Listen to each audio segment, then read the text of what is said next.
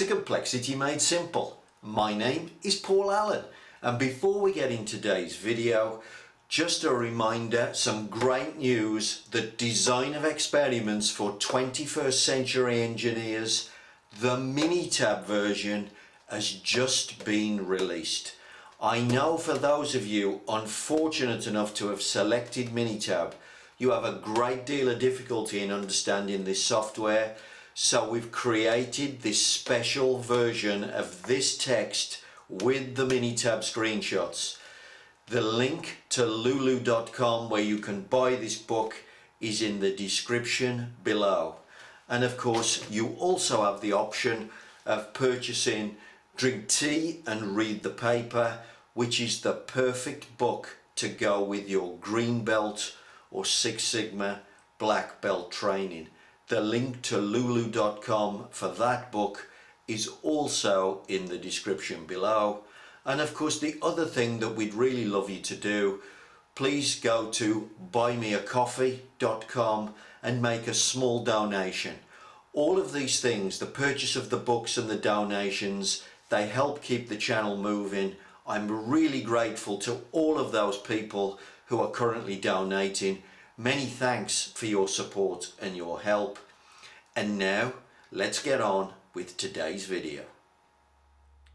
Welcome to the latest video, and in this video newsletter we are going to take a look at how Minitab deals with the three probability distributions. So we're going to take a look at Minitab software,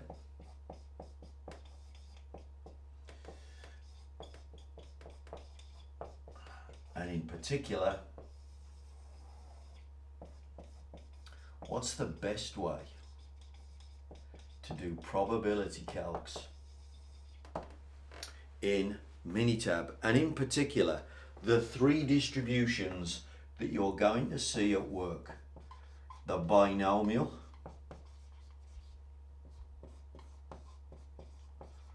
the Poisson,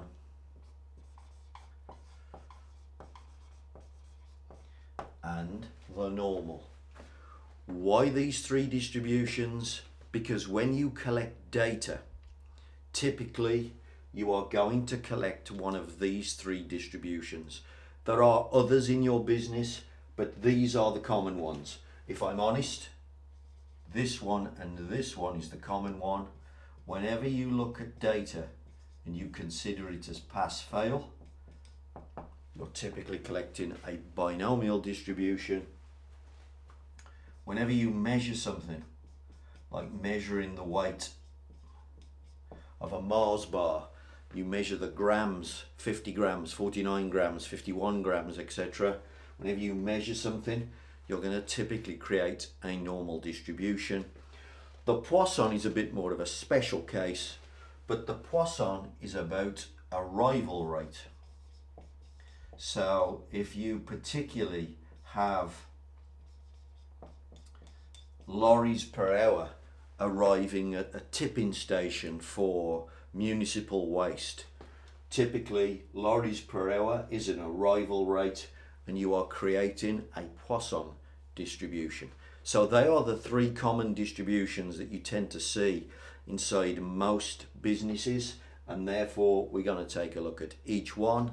And the first one we're going to take a look at is the binomial, then we'll look at the Poisson, then finally we'll look at the normal. Let's see how Minitab deals with probability. Okay, so the first distribution we're going to take a look at is when you're collecting data where you keep saying it's a pass, it's a fail, it's a good one, it's a reject. The binomial is going to be created.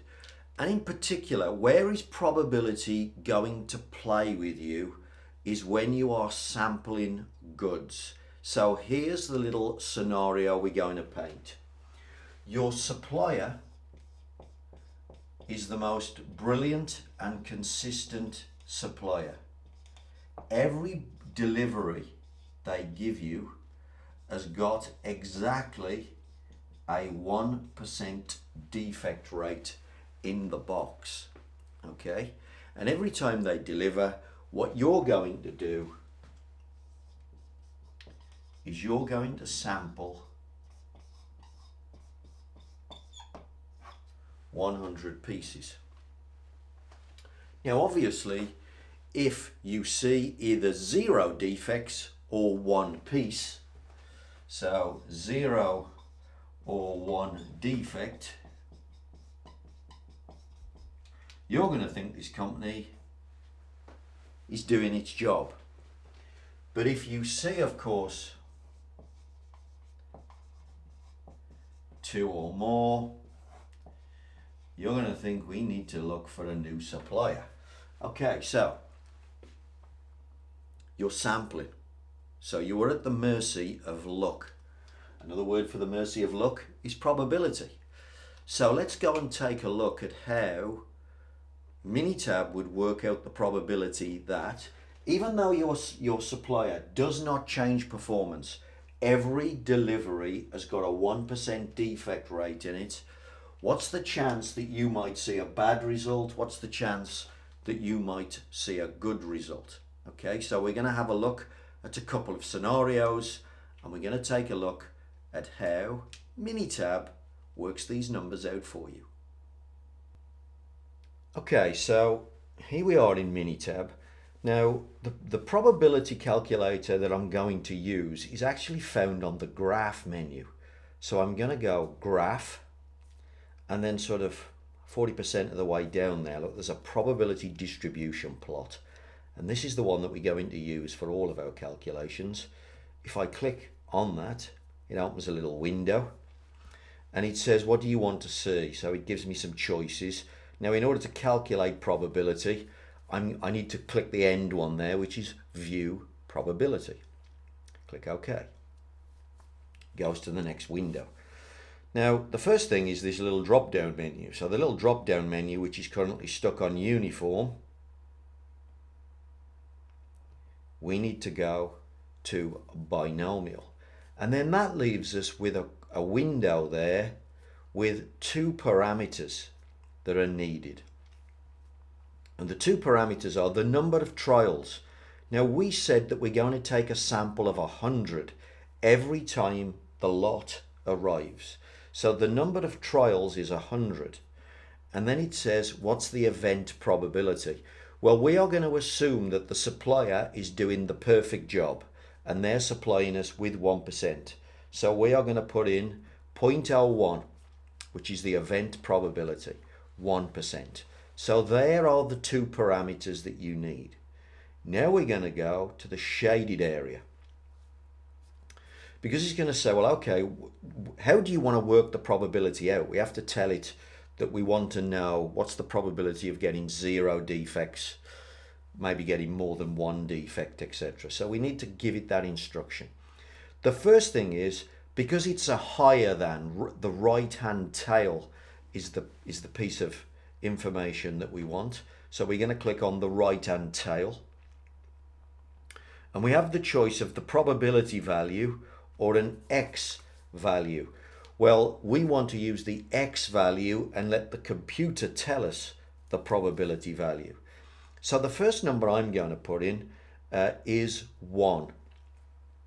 So you can see that entered there in the X value box. Now, why 1? This tool is going to work out what's the probability of getting 1 or more defects in 100 samples if the defect rate is genuinely 1%. All right, so it's gonna give me a clue as what's the chance that we're gonna think this company is brilliant. That's what we're gonna work out. So I'll click OK to that, and then we get this plot. Let me pop it out. Okay, now look, in the red zone, 0.634. So in other words, there's 63.4% chance that I'm going to see 1 or more defects in my sampling routine. Now what that means though is 37% of the time I'm going to think my supplier is brilliant. Let's just write that down on the board a second. So 37% of the time, what do I see? 0 defects. So there's a high proportion of time when I think my supplier is providing me with better quality than they promised. I think they're brilliant. Now, by the way, that's not true. They're always supplying me this. So here's probability playing with your perception of your supplier. That's why we teach you these things, because we don't want you to be blinded by probability. We want you to understand the nuance of your decision making. Now let's put a different number in and see what's the probability of maybe seeing above this problem here. How often will I see this, even if they're genuinely supplying me with the correct reject rate? Let's take a look at that now on Minitab. So once again we go graph, probability distribution. I want to view the probability, click OK. Now it's already got the setup because we'd already put that in, so it's binomial. The sample size is 100. The reject rate is genuinely 1%. Let's go to the shaded area. This is where we need to make a change. We're still going to look at the right tail, but now we're going to ask the question, what's the probability of getting 2 or more defects then when we use this sampling technique? Let's click OK. Now we get this diagram. Let's just pop that out. So what we're now saying is 26% of the time, even though my supplier is providing me with the perfect batch, 26% of the time I'm going to be unhappy with them. So let's put that on the board. Okay, so 26% of the time, so 37% of the time I'm going to think they're brilliant. 26% of the time I'm going to see 2 or more defects, and therefore 26% of the time I'm going to score them as a poor supplier, even though they're not changing. They are religiously going bang, bang, bang, giving me the same parts every time they deliver them into me. Now this is how the binomial distribution will work inside your organization. What we don't want you to be doing is overreacting to these results, thinking your supplier is brilliant, then awful. Eventually you'll get tired of dealing with these people and you'll try to look for another supplier, because these decisions, it looks as if they just have no control over what they're doing.